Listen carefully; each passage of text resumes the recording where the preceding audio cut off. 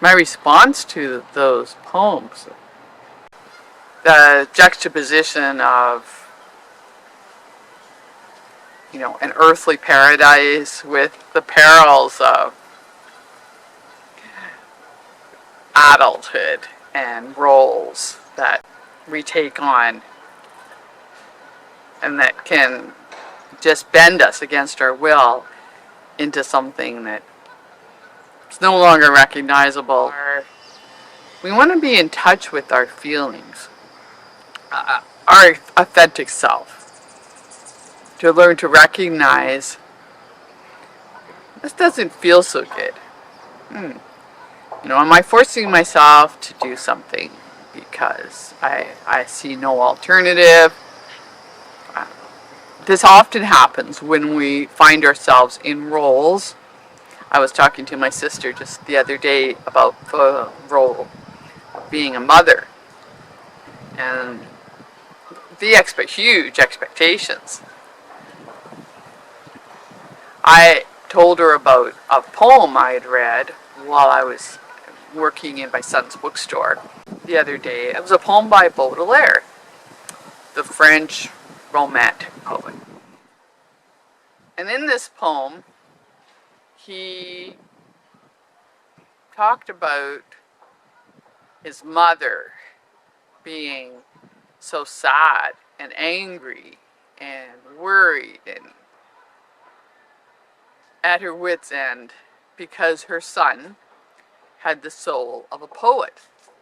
This was my understanding of it, that she begged and prayed to God and did everything in her power to cope with this son, this child, who just would not conform to society's expectations. In her mind, being a good mother meant just wringing out that everything that pertained to that poetic soul, that nectar. For him, the nectar of life, but for her, it meant that he would never be respectable. Even though he, in his poetic self, is what gave him, his poetic soul gave him the connection to the divine, so that he actually was happy in itself. He only caused her misery.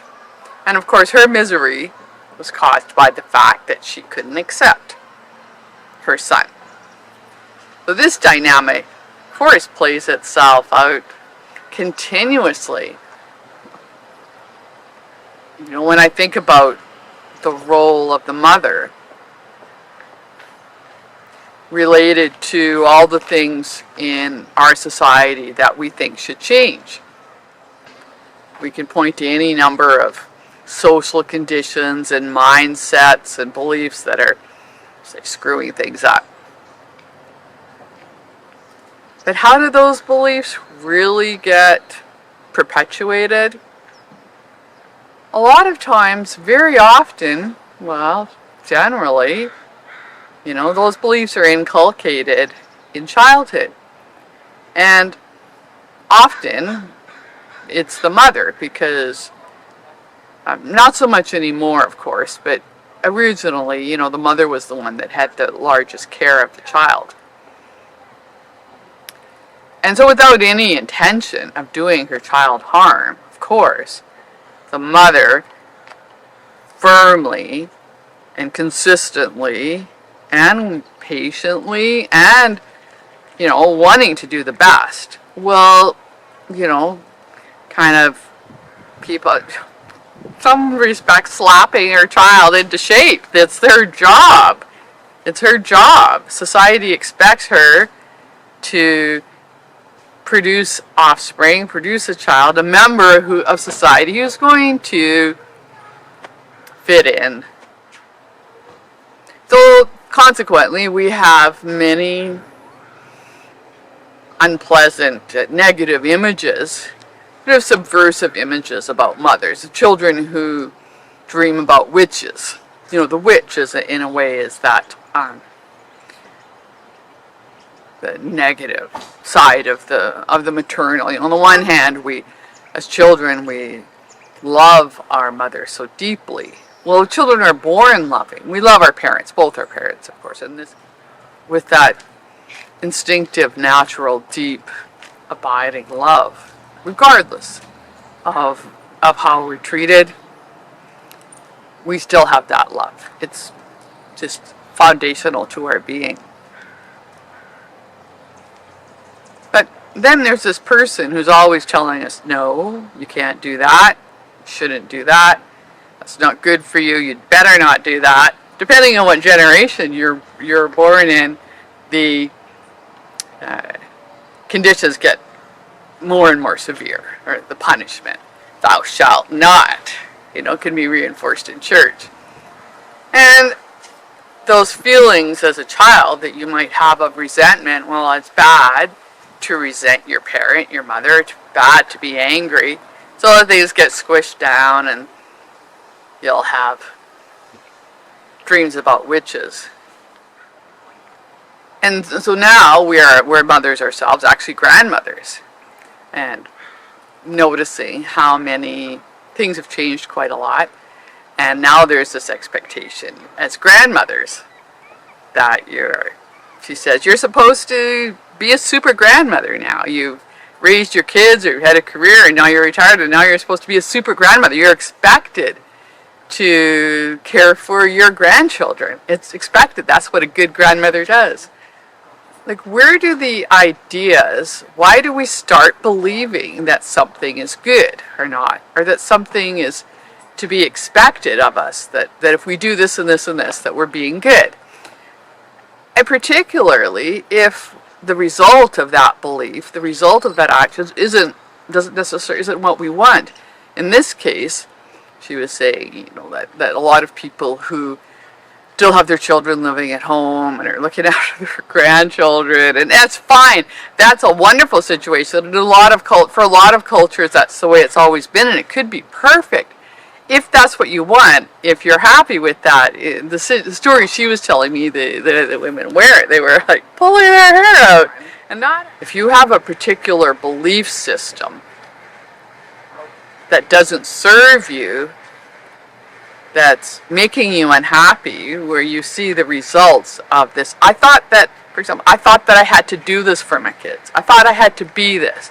I thought I had to do everything. I thought, I had to, make sure my child didn't have a poetic soul, for example. I had to make sure they knew they had to forge their way in the world and have a career. All these different beliefs that we might have that we feel like we're doing it for the good of the child, but then it ends up that they're not happy, they're not able to succeed or thrive, or any situation.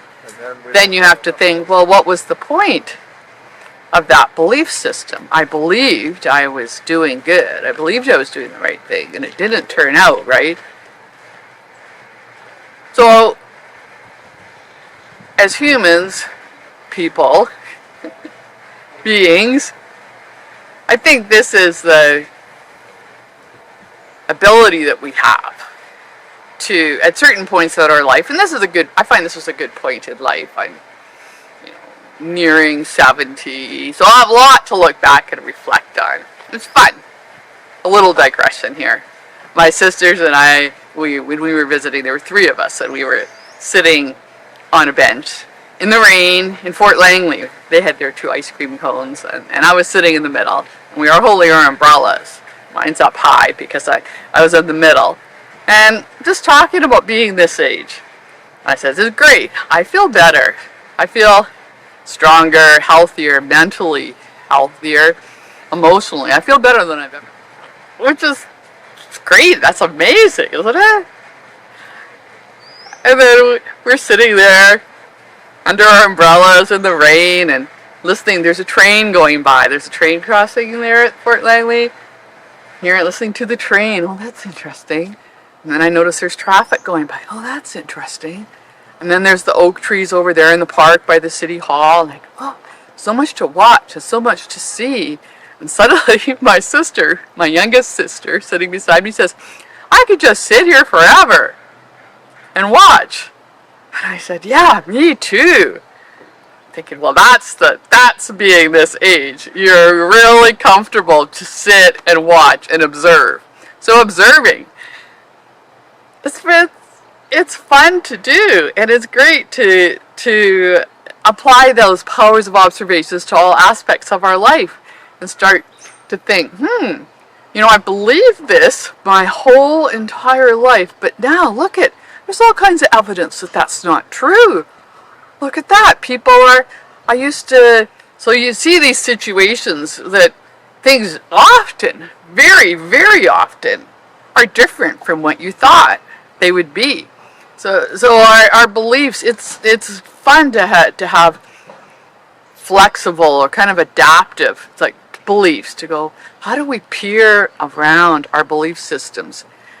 Because we want to find beliefs that serve us, so that even if find ourselves somehow or other trapped in a really uncomfortable role, a really terrible place, that there's a way that we could somehow, find a little chink, find that opening, find that ray of light, going, I could maybe believe something different about this. It's possible. It's possible. And so we change our focus, we change our perspective, and we change our lives. And we start to see that we are much more than the roles that we've identified with our whole life. And even at this age, whatever age we're at, it's possible to just, make a change and go back to find out, well, what do I really feel about things? And that's why I loved listening to those poems that Cynthia was reciting, because they reminded me of that childhood wonder, just looking at a flower. There is nothing more amazing than flowers.